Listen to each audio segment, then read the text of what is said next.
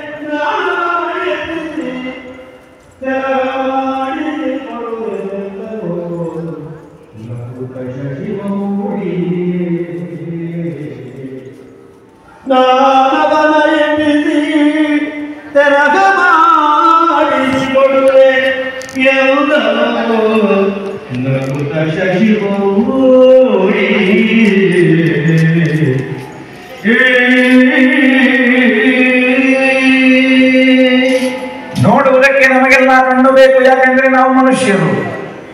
ನಮಗೆಲ್ಲ ಆಲೋಚನೆ ಮಾಡಬೇಕು ಅಂತ ಇದ್ರೆ ಮನಸ್ಸು ಬೇಕು, ಯಾಕೆಂತ ಹೇಳಿದ್ರೆ ನಾವು ಮನುಷ್ಯರು.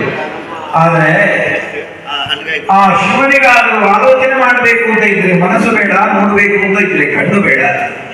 ಅಂತಹ ತನ್ನ ಮೂರನೆಯದಾದಂತಹ ಕಚ್ಚಿನ ಕಣ್ಣನ್ನು ಹೊಂದಿರುವ ಶಿವ ಜ್ಞಾನ ದೃಷ್ಟಿಯಿಂದ ತರ್ಕಿಸಿ ಎಲ್ಲಿಂದ ಆಗ್ತಾ ಇದೆ, ಯಾರು ಹೀಗೆ ಮಾಡ್ತಾ ಇದ್ದಾರೆ, ಇಂತಹ ತಪಸ್ಸು ನಮ್ಮಲ್ಲಿ ಯಾರು ಮಾಡ್ತಾ ಇದ್ದಾರೆ ಎನ್ನುವ ಹಾಗೆ ಜ್ಞಾನ ದೃಷ್ಟಿಯಿಂದ ನೋಡುವಾಗ ಶಿವನ